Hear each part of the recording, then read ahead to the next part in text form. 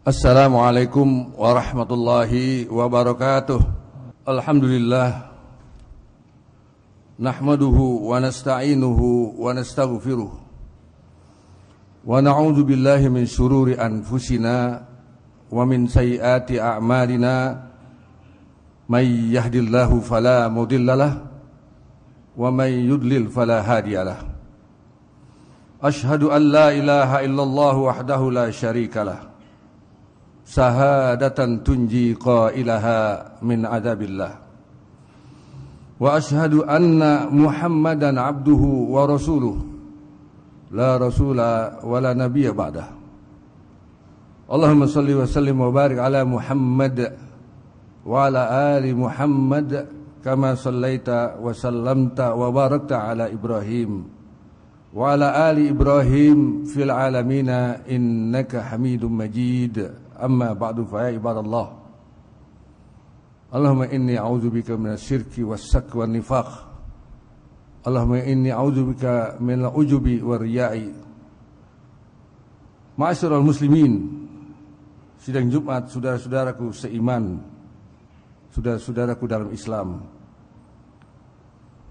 Kita memang sudah merdeka dari penjajahan, dan kita proklamirkan semenjak 17 Agustus 1945. Tetapi kenyataannya kita baru merdeka dari penjajahan teritorial, tapi belum merdeka seutuhnya dari penjajahan-penjajahan yang lain.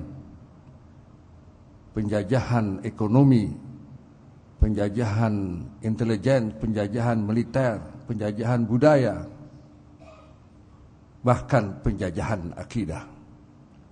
Barangkali kalau istilah penjajahan kurang pas, bisa kita ganti dengan istilah terjajah. Sampai sekarang ini ekonomi, budaya, politik, bahkan agama kita terjajah. Kita tidak bisa berbuat banyak. Can do nothing, kita tidak bisa berbuat apa-apa. Ketika ada kepala kantor, kepala bagian, ada kepimpinan perusahaan, hotel-hotel, restoran-restoran, seperti restoran-restoran asing yang franchise di Indonesia ini, menyuruh pegawai-pegawainya yang beragama Islam untuk memakai topi Sinterklas dalam menghadapi 25 Desember, yaitu Natalan. 2 hari yang lalu saya ditugaskan oleh MUI Pusat untuk memberikan bimbingan kepada musyawarah daerah Kalimantan Tengah. Di Palangkaraya ketika saya masuk ke hotel, saya disambut oleh pegawai hotel, seluruhnya memakai pakaian Sinterklas, seragam yang resmi untuk orang-orang beragama Katolik atau Kristen, dalam rangka merayakan hari Natal 25 Desember yang masih 2, 3, 4 hari lagi baru tanggal 25 Desember. Ketika saya tanyakan, apakah agama Anda? Agama kami Islam, Pak. Agama kami Muslim, Pak. Tapi ini adalah perintah dari atasan. Kami tidak bisa berbuat apa-apa. Begitu di hotel-hotel, begitu di restoran-restoran besar, restoran-restoran punya nama seperti di mal-mal, berserakan dan berhamburan, terutama di kota-kota besar. Orang-orang Islam sebagai buruh, sebagai karyawan, dia terjajah akidahnya oleh kantornya, oleh perusahaannya. Ma'asyiral muslimin, Natalan bersama adalah suatu tradisi atau kegiatan orang-orang Nasrani yang sudah diharamkan untuk mengikuti acara Natalan bersama. Sudah diharamkan untuk memberikan ucapan selamat Natal. Karena memberikan ucapan selamat Natal sama dengan mendukung acara selamatan, acara Natalan yang menurut akidah Islam itu adalah bohong dan tidak benar, bahwa Tuhan dilahirkan. Qul huwallahu ahad, Allahus samad, lam yalid wa lam yulad. Bahwa Allah Tuhan tidak dilahirkan dan tidak melahirkan. Dalam urusan akidah, urusan agama, ayatnya adalah surat Al-Kafirun, lakum dinukum waliyadin. Agama Anda untuk Anda, agama kami untuk kami. Tidak usah kita campur adukan agama ini. Tidak usah dirukun-rukunkan agama ini. Yang mesti dirukunkan untuk mengenai undang-undang kerukunan beragama adalah umat yang beragama. Umat Islam Indonesia secara undang-undang seluruhnya beragama. Tidak ada yang ateis. Oleh karena itu kolom agama dikosongkan di dalam KTP adalah usaha orang-orang sekuler, liberal untuk memasukkan orang-orang ateis yang tidak beragama di Indonesia ini. Nantinya bisa jadi kalau kolom agama itu dikosongkan, anak-anak gadis kita yang malas berjilbab di Aceh misalnya, dia akan ditangkap oleh polisi syariah. Karena dia tidak berjilbab, dia akan mengatakan, maaf saya non-muslim, sehingga dia akan dilepas padahal dia adalah seorang gadis muslimah. Ma'asyiral muslimin, inilah yang saya maksud bahwa sebetulnya secara tidak langsung akidah umat Islam di Indonesia, di negeri muslim terbesar di dunia ini. Kalau di akhirat ada muslim, maka terbesar di dunia dan di akhirat. Kita masih terjajah secara tidak langsung akidah kita. Kita tidak dilindungi oleh penguasa, oleh pemerintah untuk menjalankan syariat kita, untuk meyakini keyakinan kita. Padahal Indonesia adalah bukan negara ateis, bukan negara sekuler, bukan negara liberal. Indonesia adalah negara Pancasila, di mana sila pertama adalah ketuhanan yang Maha Esa. Siapa yang punya Tuhan yang Maha Esa kalau bukan Islam? Ketuhanan yang Maha Esa adalah tauhid. Oleh karena itulah bapak-bapak pemimpin-pemimpin kita pada saat melahirkan Republik Indonesia ini, mereka ridho untuk 7 kata di dalam Piagam Jakarta dihapus karena diganti dengan Departemen Agama dengan keyakinan bahwa sila pertama itu adalah tauhid. Ma'asyiral muslimin, inilah yang menjadikan kita sangat prihatin sekarang bahwa Buya Hamka, Profesor Dr. Buya Hamka sebagai Imam Besar Masjid Agung Al-Azhar ini merangkap Ketua Umum Majelis Ulama Indonesia yang kantornya di halaman Masjid Agung Al-Azhar ini telah mengeluarkan fatwa bahwa Natalan bersama haram hukumnya. Kemudian beliau diminta oleh pemerintah yang berkuasa melalui Menteri Agama untuk mencabut fatwa tersebut.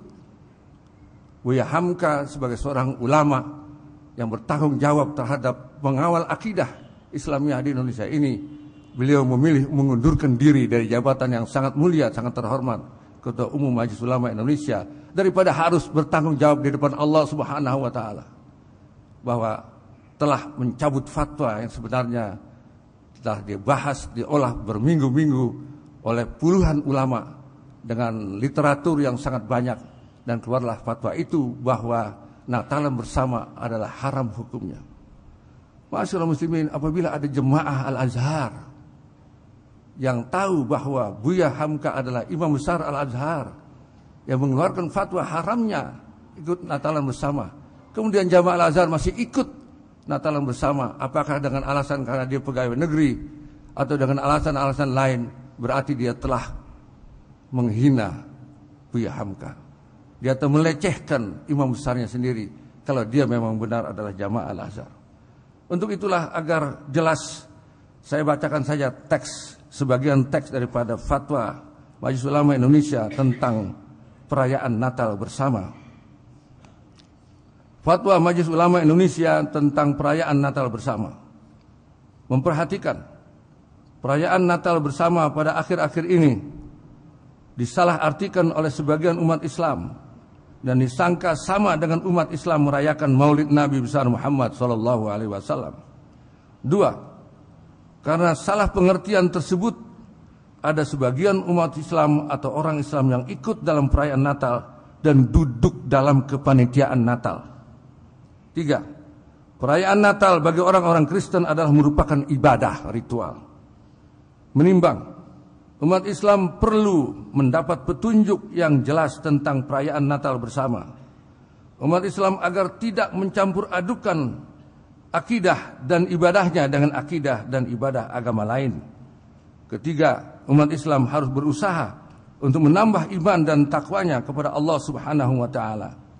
Keempat, tanpa mengurangi usaha umat Islam dalam kerukunan antar umat beragama di Indonesia, meneliti kembali ajaran-ajaran agama Islam, antara lain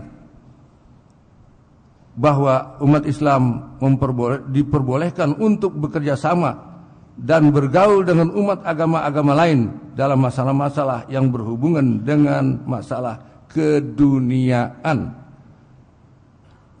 Berdasarkan Al-Quran, surat Al-Hujurat ayat 13, kemudian surat Luqman ayat 15, kemudian surat Mumtahanah ayat 8, kemudian B-nya, bahwa umat Islam tidak boleh mencampur adukan agamanya dengan akidah dan periberatan agama lain berdasarkan Al-Quran surat Al-Kafirun ayat 1-6.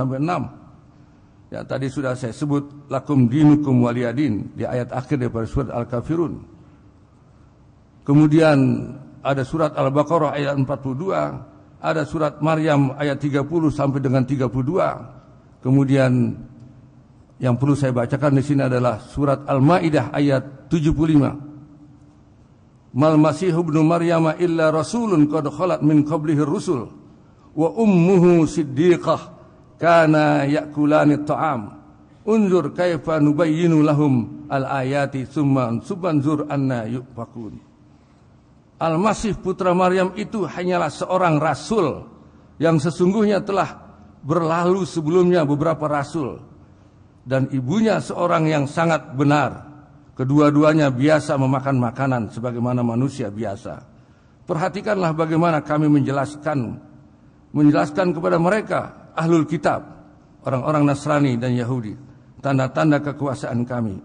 Kemudian perhatikanlah bagaimana mereka berpaling, mereka meninggalkan ajaran dan perintah aku. Ma'asyiral muslimin sidang Jumat yang berbahagia, banyak sekali ayat-ayat dan hadis-hadis yang dijadikan landasan dan pegangan Majelis Ulama Indonesia untuk mengeluarkan fatwa bahwa Natalan bersama haram hukumnya. Haram artinya dikerjakan berdosa, ditinggalkan berpahala. Jadi kalau Anda ingin koleksi pahala dalam kesempatan 25 Desember ini, datanglah ke tempat-tempat Natalan. Setelah mau masuk ke dalam, Anda balik kanan, katakan saya tidak akan mentaati pekerjaan ini. Anda akan dapat pahala, yaitu pahala meninggalkan yang diharamkan oleh syariah, oleh Allah Subhanahu wa taala.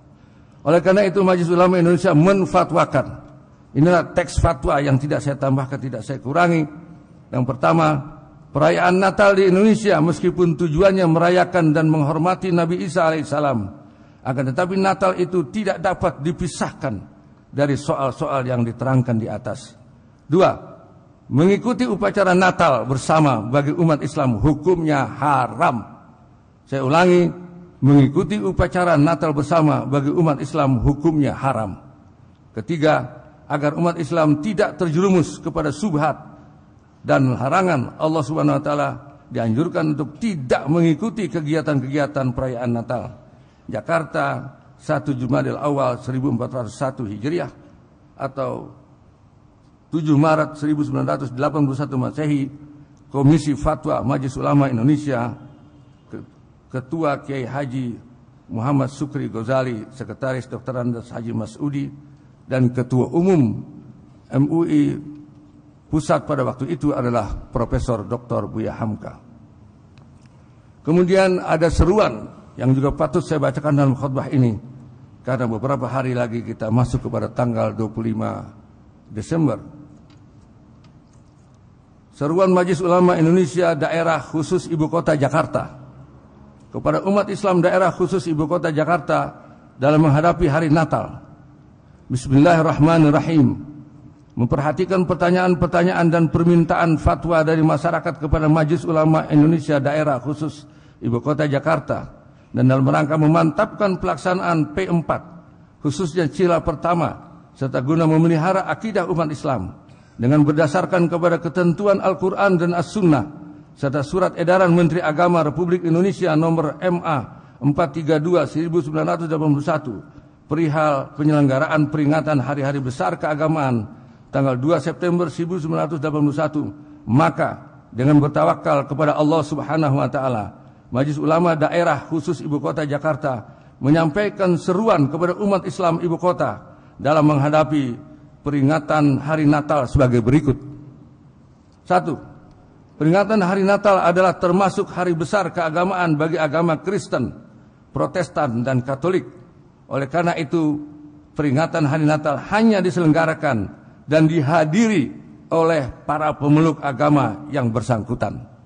2. Dalam rangka menghormati pemeluk agama Kristen, Protestan, dan Katolik dalam merayakan hari Natal, hendaknya umat Islam dapat tetap memelihara akidah, ajaran agama Islam dengan menghindari dari perbuatan-perbuatan, tindakan-tindakan yang bertentangan dengan akidah ajaran agama Islam. 3. Umat Islam tidak dapat dibenarkan mengikuti peringatan hari Natal atau ikut serta dalam pelaksanaannya sepanjang ada unsur peribatan seperti pujian, nyanyian, paduan suara, nyanyian gerejani, doa, pembacaan Alkitab, khotbah, serta kegiatan-kegiatan ritual lainnya. Umat Islam hendaknya dapat memelihara dan membantu terwujudnya program pemerintah mengenai 3 kerukunan umat beragama, yakni kerukunan internal umat beragama, kerukunan antar umat beragama, dan kerukunan antara umat beragama dengan pemerintah, dengan tetap memelihara akidah ajaran agama Islam. Untuk menghindari terjadinya hal-hal yang tidak kita inginkan bersama dan untuk memurnikan pelaksanaan kerukunan umat beragama serta memelihara peraturan dan kesatuan bangsa, kami ingatkan akan pesan petunjuk Nabi Muhammad SAW dalam hadis yang diriwayatkan oleh Imam Bukhari dan Imam Muslim sebagai berikut: Hassin khuluqaka walau ma'al kufar tadkhul ma'al abrar. Bergaulah dengan segala manusia dengan budi pekerti yang luhur, yang baik, walaupun dengan orang kafir sekalipun, pasti kalian dengan itu dimasukkan ke dalam surga. Khalitin nasa wa dinaka la tukallifuhu. Bergaulah dengan segala manusia, tapi agamamu jangan dirusakkan. Semoga Allah Subhanahu wa taala senantiasa memelihara keimanan dan memberikan taufik dan hidayahnya kepada kita bersama. Amin. Tertanda Majelis Ulama Indonesia DKI Jakarta, Ibu Kota Jakarta, daerah khusus Ibu Kota Jakarta. Masyaallah muslimin sidang Jumat yang berbahagia, maka jelaslah tentang fatwa Majelis Ulama Indonesia Pusat, kemudian petunjuk atau rekomendasi MUI DKI Jakarta, itu ditujukan untuk kita sebagai penduduk Jakarta yang beragama Islam. Petunjuknya sudah jelas, tinggal pribadi kita masing-masing. Apakah kita akan menjual akidah kita hanya karena mendapatkan sesuatu atau karena takut sesuatu dan lain sebagainya. Dari mimbar ini kami menganjurkan, mengingatkan kepada diri saya, keluarga saya, dan jamaah Al-Azhar untuk tidak ikut-ikutan menghadiri, mendukung, memberikan ucapan selamat Natal dan sebagainya, karena hal itu telah dijelaskan oleh fatwa-fatwa MUI bahwa hukumnya adalah haram.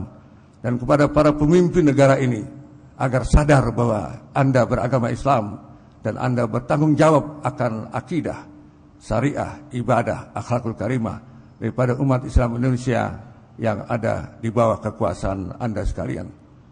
Anda presiden, Anda menteri, Anda gubernur, Anda bupati, kecamatan dan sebagainya, pasti di hari akhirat nanti akan ditanya oleh Allah di depan mahkamah Allah, dan Anda tidak bisa mendapatkan pertolongan dari siapapun, dari Nabi Muhammad sekalipun, kalau Anda sekarang membiarkan bangsa Indonesia ini yang beragama Islam terjajah akidahnya, terjajah budayanya oleh pemeluk-pemeluk agama lain yang syirik dan musyrikin itu.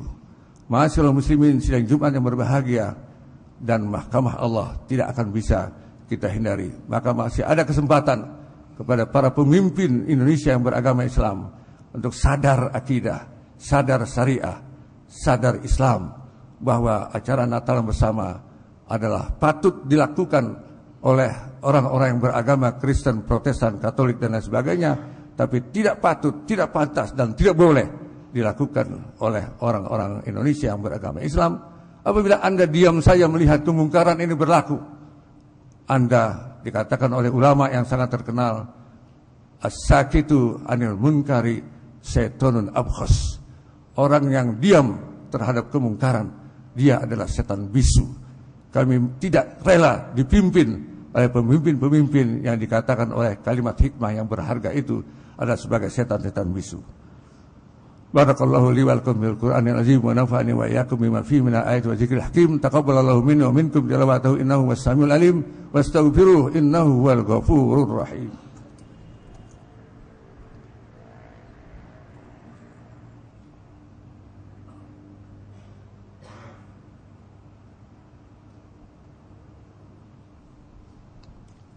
Alhamdulillahi hamdan katsiran kama amar wa asyhadu an la ilaha illallah wahdahu la syarika lahu irghaman liman jahada bihi wa kafar wa asyhadu anna Muhammadan abduhu sayyidul khalaiqi wal basar amma ba'du fa ibadallah usikum wa iyya bi taqwallah ittaqullaha haqqa tuqatih wa la tamutunna illa wa antum muslimun. Ma'asyiral muslimin, dalam khutbah kedua yang mestinya harus sesingkat-singkatnya, saya sebagai khatib memesankan kepada seluruh umat Islam bahwa menghadapi tahun politik 2014, menghadapi pemilu, pileg dan pilpres ini, umat Islam telah dikeluarkan fatwa MUI oleh Ijtima Komisi Fatwa seluruh Indonesia yang diikuti oleh ratusan ulama fatwa dari provinsi-provinsi dan kabupaten yang menghukumkan golput adalah haram hukumnya. Umat Islam yang punya tanggung jawab terhadap masa depan bangsa dan negara ini, dia berkewajiban untuk datang ke kotak-kotak suara, kemudian tidak golput, karena pemilu itu adalah suatu usaha dalam rangka menentukan siapa pemimpin kita, mau kemana dibawa negara kita ini.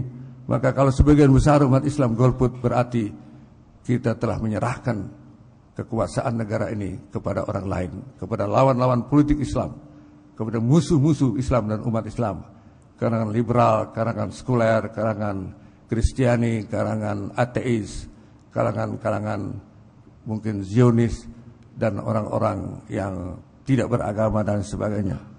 Maka untuk itulah pemilu adalah bagian daripada ibadah jihad umat Islam Indonesia dalam rangka umat Islam menjadi tuan rumah sendiri di Indonesia ini, dalam rangka kekuasaan berada di tangan umat Islam yang benar-benar mengikuti sunnah Rasulullah. Karena kalau kita ingin kembali kepada sunnah Rasulullah secara totalitas, secara kafah, bahwa sebenarnya Muhammad SAW bukan hanya seorang nabi, tapi Muhammad adalah seorang raja, seorang presiden, seorang penguasa dari negara Madinah Al-Munawwarah. Sesuai dengan sunnah, sebetulnya pada zaman Nabi, Madinah bukan hanya kota suci, tapi dia ada sebuah negara. Ma'asyiral muslimin, umat Islam yang berada di Madinah terdiri daripada muhajirin dan ansar dan orang-orang non-muslim yang taat kepada syariat Allah. Mereka adalah suatu bangsa baru yang punya negara baru, bangsa muslim, the nation of Islam. Dan Madinah adalah sebuah negara, kepala negaranya, penguasanya, jenderal perangnya adalah Muhammad bin Abdullah bin Abdul Muttalib sallallahu alaihi wasallam. Muhammad punya senjata pedang yang paling canggih, namanya Zulfaqar. Muhammad punya baju besi anti senjata tajam. Muhammad punya kuda perang, dan dia selalu menjalankan ayat wa'iddu lahum mastata'tum min quwwati wa min ribatil khail turhibuna bihi aduwallahi wa aduwakum. Siapkanlah dirimu untuk menghadapi musuh-musuh Allah dan musuh-musuh kalian dengan menggentarkan musuh-musuh kalian dengan senjata sebisa-bisanya yang kamu miliki. Dengan itulah Muhammad yang di dalam Mekah beliau hampir gagal dakwah 13 tahun, sehingga umat Islam hanya sebagai minoritas yang tertindas oleh penguasa. Tapi dengan hijrah Rasulullah SAW di tempat yang baru berhasil mengumpulkan umat Islam. Dibentuklah pribadinya menjadi muslim yang kafah, dibentuklah menjadi keluarga muslim, kemudian masyarakat Islam, kemudian jadi bangsa baru, yaitu bangsa Islam, dan negara baru, yaitu negara Madinah Al-Munawwarah, yang telah melalui peperangan yang dahsyat dari perang Badar, perang Uhud, perang Bani Qainuqa, perang Tabuk, perang Mu'tah, perang Khandaq dan lain sebagainya. Akhirnya pada tahun ke-8 Hijrah, baru 8 tahun Rasulullah datang ke Mekah, bukan membawa jemaah haji atau jemaah umrah yang pakaian ihram, tapi Rasulullah membawa sahabat yang bersenjata untuk menaklukkan Mekah. Dan Mekah ditaklukkan, kemudian Mekah dikembalikan sebagai kota suci, kota tempat pusat ibadah.